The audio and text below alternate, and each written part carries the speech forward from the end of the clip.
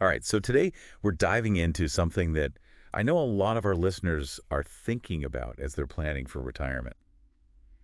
Can you work and still receive your Social Security It's benefits? a question we get all the time. It is. Yeah. We've got this great article here.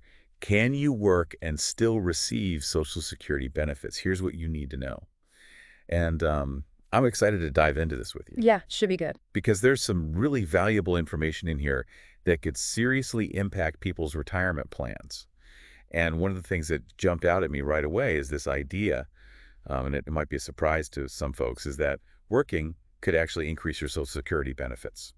So that's pretty cool. Yeah, a lot of people think that as soon as they start working that it's going to take away from their benefits, but that's actually not always the case. Okay, so spill the beans. How could working potentially lead to higher Social Security benefits? So the Social Security Administration, the SSA as they're called, they review your earnings every year. And so let's say you have a year where you maybe pick up a part-time job and you end up earning more than you did in some of your previous working years. Well, the SSA will actually use those higher earnings to recalculate your benefit amount and give you a little boost. So wait, are you saying that if like I decide to work a part-time job during retirement and I have a really banner year, my Social Security checks could actually get bigger? Exactly. And here's the even better part is that increase can even be retroactive. So you might even get a lump sum payment to make up for the difference. Wow, that's pretty amazing. So it's not just like a fear of like, oh my gosh, I better not work because it's going to take away from my benefits.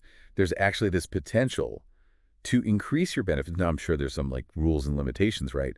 Like how much can you actually earn before it starts affecting those benefits? Yeah, there are definitely some guidelines, especially for those who haven't reached their full retirement age.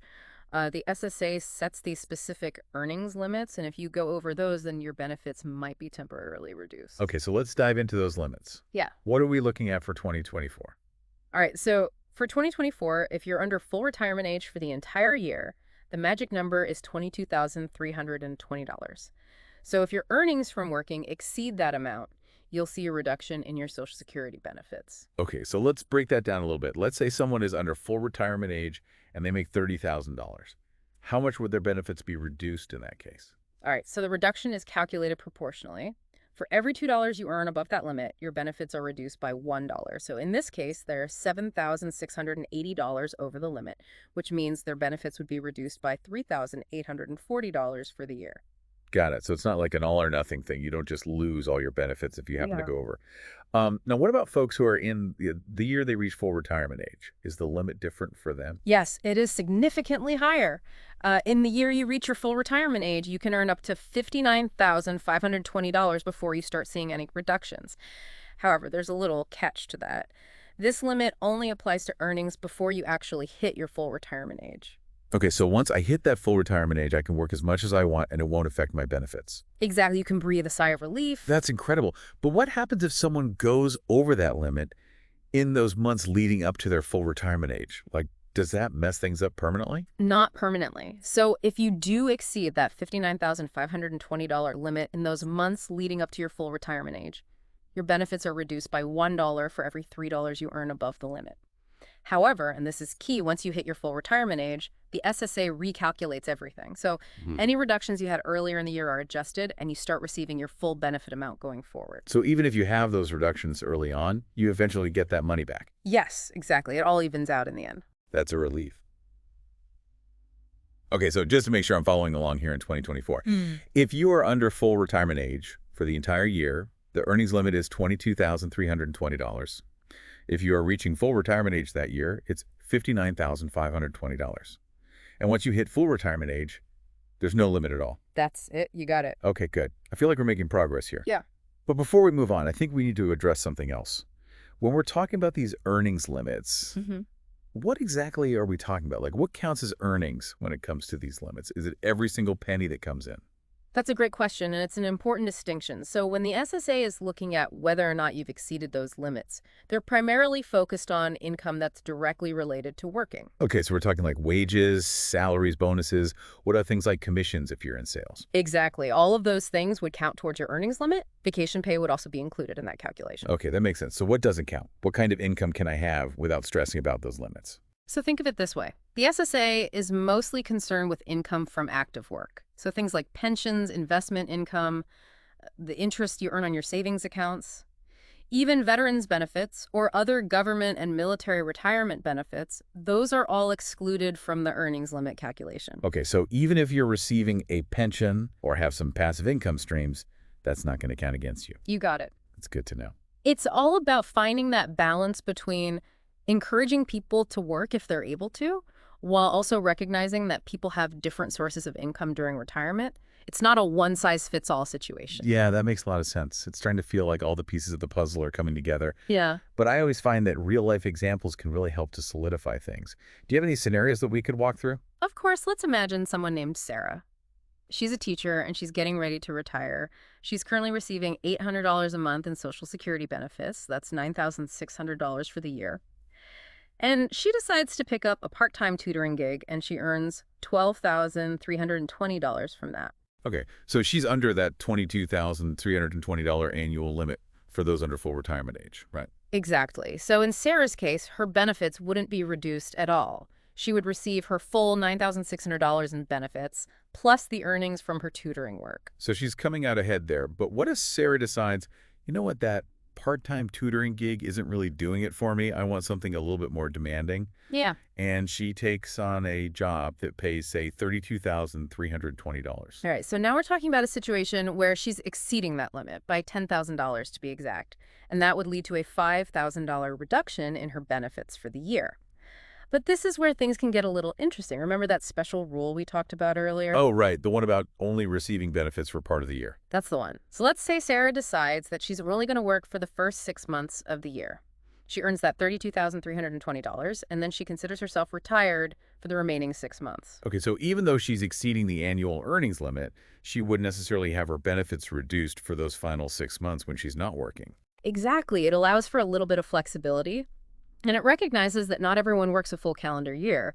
So in Sarah's case, she'd still receive her full $800 benefit for each of those 6 retired months, which would total $4,800. That's pretty cool. So even if you exceed the limit early in the year, you can still potentially receive full benefits for any months where you're considered retired. That's a really good thing to keep in mind. Absolutely. It can make a big difference. I think we've covered a lot of ground here when it comes to working before full retirement age. But I'm really excited to dive into what happens once someone reaches that full retirement age. Because if I remember correctly, that's where things get really exciting. It is no more earnings limits. Woohoo! So let's talk about that. Let's do it. So once you hit that magical full retirement age, you are free. You can earn as much as you want without it affecting your benefits. And remember, any of those reductions you might have had earlier the year because you exceeded the limit, those all get recalculated. So if someone's out there listening and they're thinking like, okay, I really want to maximize my earnings in those few years before I hit full retirement age, they could potentially work like crazy knowing that their benefits might be temporarily reduced. And then once they hit that full retirement age, they could scale back a little bit and enjoy their full benefits without any worries. That's exactly right. You've got the hang of this. I'm learning from the best. But it's important to remember that it's not just about the financial side of things. Oh, absolutely not. Staying active and engaged and connected with others, that's incredibly important for your overall well-being during retirement. It's about finding that sweet spot, that balance between like, enjoying your time, pursuing your passions, and also having that financial security. Exactly. And everyone's situation is going to be different. Right. What we're talking about here is a general overview. Yeah. The specifics are always going to vary depending on your individual circumstances. Like everyone's full retirement age is different. And, there could be other factors at play. Right. It can get complex. So it's always wise to consult with the Social Security Administration or a qualified financial advisor. Yes. They can help you navigate all the details and make sure you're on the right track. All right, so we've covered a lot of ground here today. Hmm. I think it would be helpful to do a quick recap for our listeners, just to make sure everyone's on the same page. Sounds good. A little recap is always helpful. All right, so the main takeaway here is that working while receiving Social Security benefits, it's definitely possible. You don't have to choose one or the other. Right, and there are earnings limits, particularly before you reach your full retirement age. And exceeding those limits could reduce your benefits temporarily. But the good news is the SSA recalculates those benefits. Yeah. And once you hit that full retirement age, those earnings limits, they just disappear. Oof, they're gone. It's like a whole new chapter. Exactly. And even with those limits in place before full retirement age, there's still a lot of flexibility if you understand how the system works. Okay, so let's say our listener's thinking, okay, I'm getting ready to retire. Should I continue working part-time? How do those Social Security earnings limits factor into that decision? Well, you really have to take a look at your own individual situation and crunch those numbers. So let's say you're 65 years old and your full retirement age is 67, and you're thinking about taking a part-time job that pays around $15,000 a year. Okay, sounds pretty good. Little extra income and a chance to stay active. Exactly. And in this scenario, you'd be in great shape. Remember, in the years leading up to your full retirement age, there's that higher earnings limit of $59,520 for 2024. So your $15,000 part-time job is well below that limit. You can enjoy that extra income without having to worry about any reductions in your benefit. Oh, that's awesome. So there's definitely some wiggle room there to earn some extra cash. Absolutely. But let's say now you're 66, still a year away from full retirement age, but you're considering a part-time job that pays $30,000 a year. Okay, now we're getting a little closer to that limit. We are, and this is where it can get a little bit tricky. Remember, that $59,520 limit only applies to earnings before you reach your full retirement age. And since you're turning 67 later in the year, some of those earnings might fall into the before full retirement age category. So part of my income would be subject to that lower earnings limit, the $22,320 for 2024. That's right. The SSA is going to look at how much you earn in the months leading up to your 67th birthday. And if that portion exceeds $22,320, you might see some reductions in your benefits for those months. However, once you hit 67, those reductions are recalculated and you start receiving your full benefit amount. Okay, so it's like a temporary dip, but it all evens out in the end. Exactly. Okay, I'm starting to feel like I'm getting the hang of this whole earnings limit thing. But what if I decided to work for just the first 3 months of the year, earn that $30,000, and then just call it quits? Would that change anything? Now you're thinking strategically. In that case, that special rule we talked about might come into play. If you only receive Social Security benefits for part of the year, you can actually receive your full benefit for any whole month that you're considered retired, regardless of your earnings for the year. So even though I earn more than the $22,320 limit during those first 3 months, I could still receive my full benefit for the remaining 9 months when I'm not working. Exactly. The SSA understands that people's work situations can change throughout the year, and this rule provides a little bit of flexibility. Oh, this is so helpful. I feel like we've really cracked the code on Social Security and working. I think you're well on your way to becoming a Social Security expert, but keep in mind this is just a starting point. Right. There's always more to learn and explore when it comes to retirement planning. And I bet you have some resources to share with our listeners to help them on their journey. Absolutely. The Social Security Administration website is an amazing resource. They have tons of information calculators you can use to estimate your benefits, and you can even explore different retirement scenarios. Wow, it sounds like a one-stop shop for all things Social Security. It really is. And of course, working with a qualified financial advisor is always a great option. They can provide personalized guidance and help you create a plan that really aligns with your specific goals and dreams. So as we wrap up today, I want to leave our listeners with one final thought. We spent a lot of time talking about how working can impact your Social Security benefits. But I think the bigger question is, how do you envision your ideal retirement? That's what it all comes down to. It's not just about the numbers. It's about figuring out what brings you joy, what gives you purpose. What makes you feel fulfilled? Exactly. So as you're going through this process, remember to be proactive, be informed, and most importantly, be excited. Yeah, get excited about all the amazing things that retirement has to offer. Because retirement isn't an ending. It's a brand new beginning. It's a chance to really embrace those things that you're passionate about. Spend more time with loved ones. Travel the world. And create a life that truly reflects your values and your aspirations. Well said. We hope you found this deep dive informative and maybe even a little bit fun.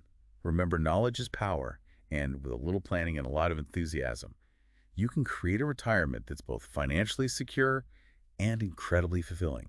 So until next time, happy planning. Yeah, it really is. And of course, working with a qualified financial advisor is always a great option. They can provide personalized guidance and help you create a plan that really aligns with your specific goals and dreams. So as we wrap up today, I want to leave our listeners with one final thought. We spent a lot of time talking about how working can impact your Social Security benefits. But I think the bigger question is, how do you envision your ideal retirement? That's what it all comes down to. It's not just about the numbers. It's about figuring out what brings you joy, what gives you purpose. What makes you feel fulfilled? Exactly. So as you're going through this process, remember to be proactive, Be informed, and most importantly, be excited. Yeah, get excited about all the amazing things that retirement has to offer. Because retirement isn't an ending, it's a brand new beginning. It's a chance to really embrace those things that you're passionate about. Spend more time with loved ones. Travel the world. You create a life that truly reflects your values and your aspirations. Well said. We hope you found this deep dive informative and maybe even a little bit fun. Remember, knowledge is power, and with a little planning and a lot of enthusiasm, you can create a retirement that's both financially secure and incredibly fulfilling. So until next time, happy planning,